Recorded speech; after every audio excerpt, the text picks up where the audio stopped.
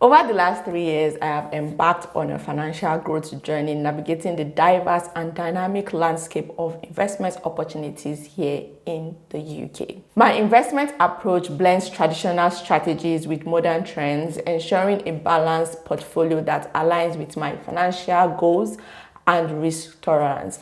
In the last 3 years since I began my financial journey here in the UK, I've actually made over £10,000 in interest, and I've also lost money. Now, with that said, let me give a bit of a disclaimer. Whatever I say in this video should not be considered as an advice. It should just be taken as my opinion, because this video is based on what has worked for me, and my financial circumstances is different from your financial circumstances, and it's based on my research. So it's just based on my investment strategy, basically. So if you need help with investing or you need help with your finances, please contact a financial advisor. Now let's move on. In this video, I will actually share how I started investing my money here in the UK. Whether you are new to investing or you're just looking for some fresh ideas, this video will give you a clear picture of my strategy and how you can build your investment portfolio, or how you can start investing, here in the UK if you live in the UK. Likewise, in this video, I'll show you what I invest in and what is actually in my portfolio, and how I've been able to make over £10,000. Now, first things first, let me discuss why investing is important. Now, investing is crucial because it is how you can build wealth. Now, although some of the richest people in the world made their wealth through businesses, like they were entrepreneurs, they also made a large portion of their wealth from investing. So investing is actually key in building wealth. Furthermore, investing protects your money from inflation. Inflation means that the money you save today will be worth less tomorrow if it sits in your bank account. By investing, you're giving your money the chance to grow and work for you over time. Now, let's talk about my investment strategy. Number one, because I live in the UK, I have to take advantage of tax-efficient investment vehicles just to minimize my tax liability and to maximize my return. You know, here in the UK, if you invest your money and you make any return from your money and you want to sell that asset, you might be liable to pay what is called capital gains. Now, the UK actually offers several tax-efficient vehicles, with the ISAs being the most popular. Now, what I do every year since I started to invest is to maximize my annual ISA allowance, which as of 2024, it sits at £20,000. Now, I don't have £20,000 to invest in a year, but it's just a good way to help me minimize my liability. Now, what I do is that I invest in my lifetime ISA for safety and my stocks and shares ISA for growth opportunities. I do this because the ISAs provide a tax-free environment, meaning I won't pay any capital gains or income tax on the returns I make on my investment, making them a critical part of my strategy. Secondly, investment is not a set and forget activity. You have to constantly invest. You have to constantly stay in the know if you want to keep investing.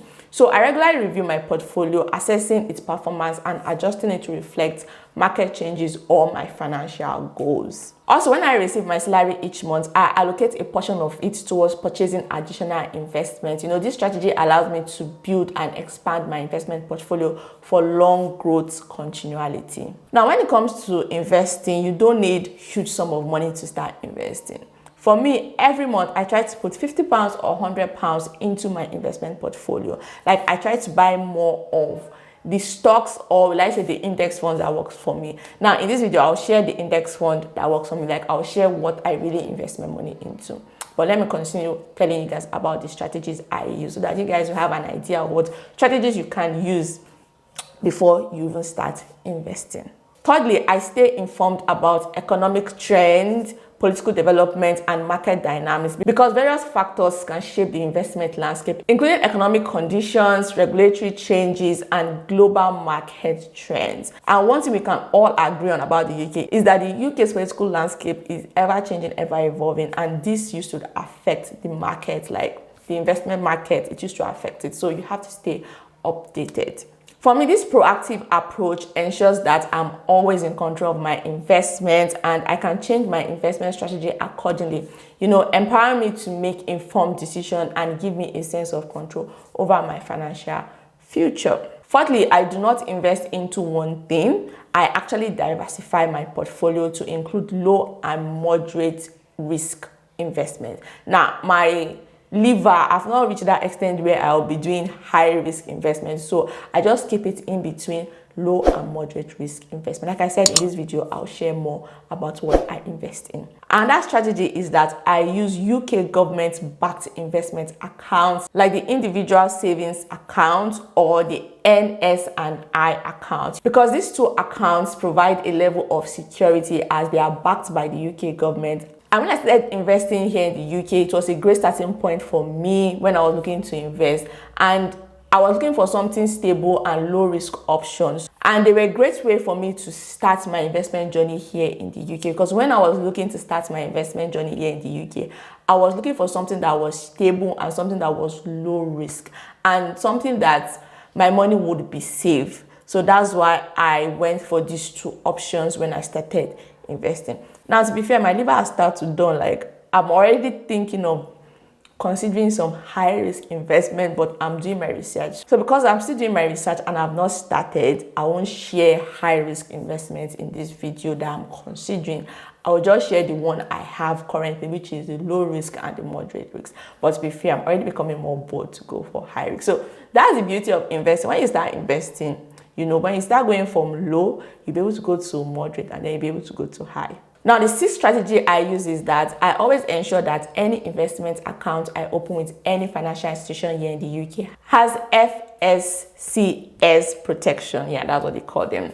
Just to ensure that my money is safe. So basically, the FSCS stands for Financial Services Compensation Scheme. And it's a UK government fund that protects your savings in case your bank or building society or the financial institution you choose to open an investment account with goes busted.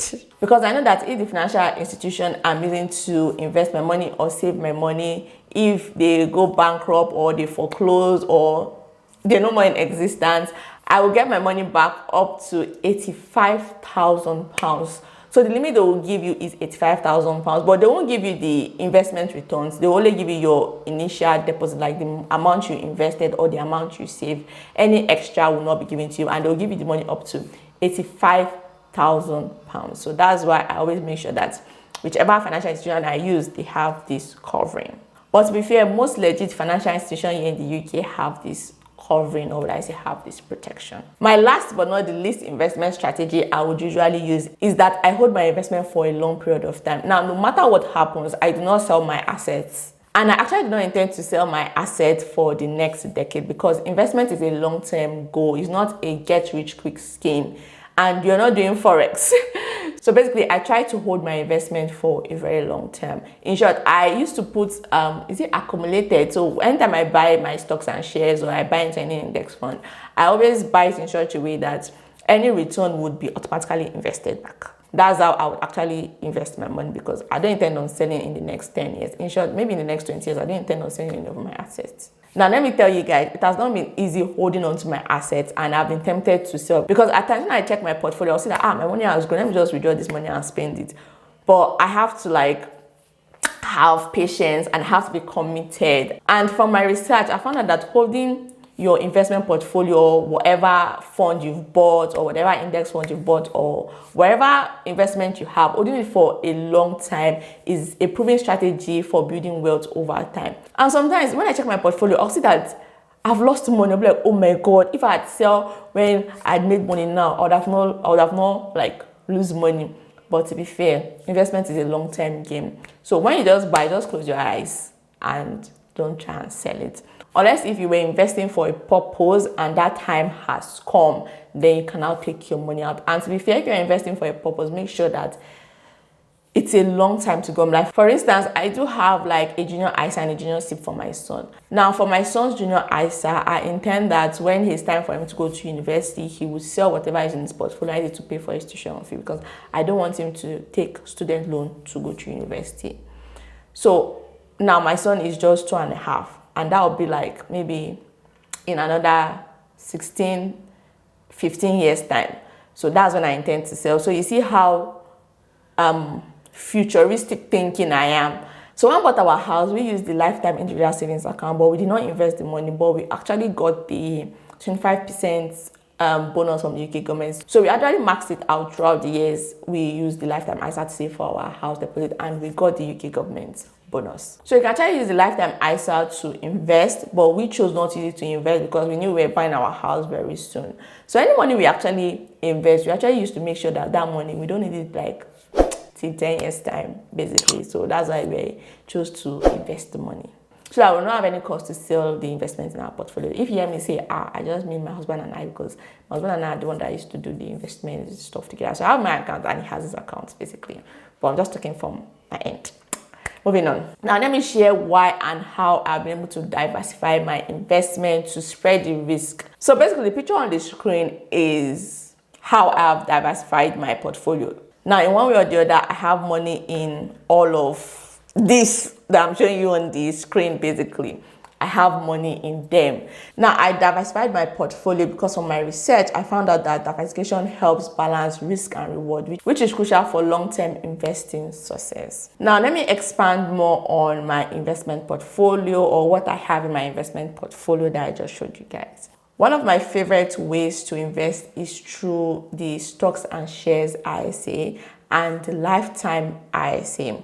You know, they are excellent tools because all the gains you make are tax-free. And through those two accounts, you can invest in individual stocks, mutual funds, or ETFs. For me, I lean towards index funds. So basically, index funds is a type of mutual funds designed to track specific index such as the S&P 500 and the Vanguard FTSE Global All Caps Index because they offer diversification for a low cost.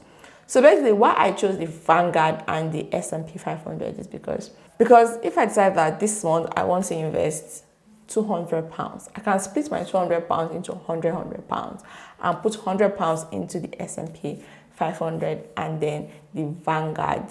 So unlike the S&P 500 index fund that tracks only the biggest publicly trading companies in the US, such as Apple, Alphabet, the Vanguard FTSE focuses on global coverage, including stocks from developed and emerging markets throughout various market capitalization. Now, it comprises of large cap, medium cap, and small cap. Now, this index fund is actually highly diversified across many countries and sectors globally. So basically, with the Vanguard, your money will be invested in tech, medicine, automobile, and many other industries. And it will be invested in different countries such as Taiwan, China, France, the UK, the US. So it's a very diversified portfolio. So unlike the Vanguard, the S&P 500 index fund focuses on the US market only. It focuses specifically on large cap stocks from 500 of the largest publicly trading companies in the US alone. So we're talking about companies like Alphabet, Tesla, Apple, Microsoft. Yeah, so that's what the S&P 500 actually targets. Now, why I chose the S&P 500 index fund is because over time, that fund has been successful. And why I chose the Vanguard is that over time, the Vanguard has been successful. Now, in my opinion, I feel the S&P 500 is more safe than the Vanguard because the Vanguard is highly diversified. I mean, your money will be invested into small companies, big companies, different sectors in different countries. And emerging markets are known to have high risk, high reward because it's volatile. For instance, Nigeria will be considered an emerging market. Now look at Nigeria, for instance. Nigeria can either make or break a business. It just depends on the policies, how the market is, and things like that. Now, if Nigeria should make your business, you make lots of money. And if you should break your business, you will not make any money, like you're going to lose all your money. So emerging markets are very volatile. So that's why I would say, in my own opinion, that the S&P 500 is more safer than the Vanguard. Like for me, I have appetite for low and moderate risk. Right now, I'm beginning to grow an appetite for high risk, but I'm still doing my research. I've not started any high risk investment. Moving on, real estate is another area where I invest. In the UK, property has traditionally been a solid investment. If buying a property is not visible because of the large capital you will need to buy a property, either as a residential property or a buy-to-let property, you can still invest in the real estate market through something called REIT. So basically, these are companies that own income producing properties. So what they will do is that they will collect money from everyone, or people will give them money, and then they will take that money and buy a property and rent it out to other people and collect rent, or lease it out to companies and businesses and then collect money from them, and then they will give people back their capital with interest over a specific period of time. So basically, that's how this works. Now, investing in real estate through REITs allows you to get into property investment with less capital. Now, speaking on property, if you want to know how we bought our residential property here in the UK, I do have a playlist on the channel that contains video about how we applied for a mortgage, how we saved for our deposits, what to look out for when you're buying a residential property here in the UK. I will link the playlist to this video for those who are interested in watching it. Now, moving on, the money I'm setting aside for my son's tuition fees is also invested. So for my son, I actually opened a junior ISA and a junior SIP for him. Now, the junior ISA is for when he wants to go to uni. So my aim is that once he's 18 and he has access to the junior ISA, he will take the money out of it and use it to pay for his tuition fee. I don't want him to take student loan to go to uni when the time comes. And that is about 16, 15 years from now. So that is why in the beginning of the video, when I said I was thinking long term, this is what I mean. Now, my son is just 2.5 and I'm already thinking about his financial future and how I want to make sure he's secured financially. Like, not like I want to make his life perfect financially, no. Just little things like not taking out loan, because growing up, I never took out a loan to pay for any of my educational endeavors. My parents had always been there to support me financially, and I feel it's a good way for me to pay it forward and think about my son financially. So that's why I opened the junior ISA for him. Now, for the junior SIP, I actually want to imbibe the culture of saving and investing in him. Right now, I have been consistently putting money in the junior SIP because I want to hand that account to him also when he's 18, and I want him to be putting money into it as little as he can or as much as he can till when he's 52, that he will have access to the account, so that the money in that investment pot would also grow. Now, the money in his stocks and shares ISA and the money in his SIP are also invested, and I invested them in Vanguard and in the S&P 500 like I mentioned earlier. Moving on, I also invested in premium bonds using the NS&I account to balance my riskier investment, because I actually consider my index fund investment risky. Now, hear me out. The bonds are actually more stable and offer lower returns, but they provide cushion during market downturns, offering a sense of security in times where the market is volatile. Like I said earlier in the video, when I started investing, it took me time to actually go from low to moderate. Now, my low was bonds. I started with bonds, and then my moderate is my index fund. That's money I have in the S&P 500 and in the Vanguard. And now I'm beginning to think of high and riskier investment, but I'm still doing my research. I've not started that one yet, but yeah. Now, let me tell you guys how I made over £10,000 through investment. So over the last 3 years, my portfolio has actually grown, and I've made some money from my portfolio. And when we're saving for our house deposit, we use the lifetime individual savings account.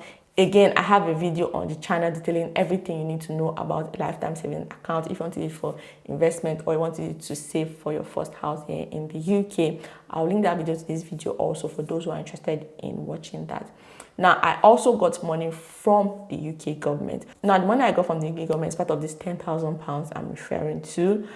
And how my portfolio has grown is part of this £10,000 I'm referring to. And how my son's portfolio has grown is also part of this £10,000 I'm referring to.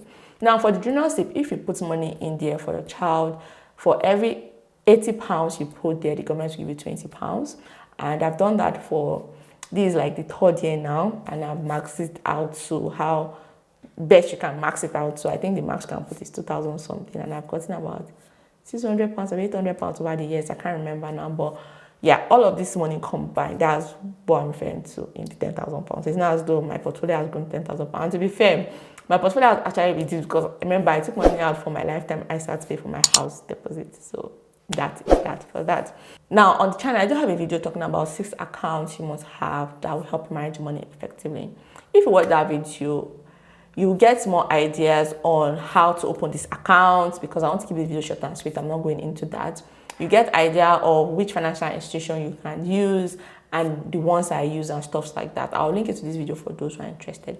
Now let's move on. Let me tell you guys how I keep track of my investment, because it is vital to keep track of your investment. So basically, I use the apps or the website of the financial institution I use to access my account, just to monitor my portfolio performance and make adjustments when necessary. I used to regularly review my portfolio to help me stay on track with my financial goals. So basically, that's how I do that. Now let me share with you guys my final thoughts and tips basically. So investing is a journey, and everyone's path differs based on their goals, their risk tolerance, and their financial circumstances. Like for instance, some people in the month they can invest like £10,000, while some people they only have £1,000 to invest, or some will have £100 to invest. So everybody's financial journey or investment journey or saving money journey is usually different, but there are some underlying principles that all of these people can use, and it will get them to their financial goals, and some of them I've shared in this video. But one thing I want you to know is to start small, do your research, and remember to diversify your portfolio. And most importantly, stay consistent and think long term. Try not to sell even when it looks like you're losing money. Try not to sell and consistently put money there. Like I said, it took me 3 years to get here, and I'm not even where I want to be right now. Now, if you want to know the 6 must-have accounts to manage your money effectively here in the UK, or to manage your money effectively anywhere in the world, or you're looking for ways to open some of these accounts I mentioned in this video, or you're looking for what to look out for in financial providers before you open an account with them, the video on your screen right now will provide you with this information. So watch the video on your screen right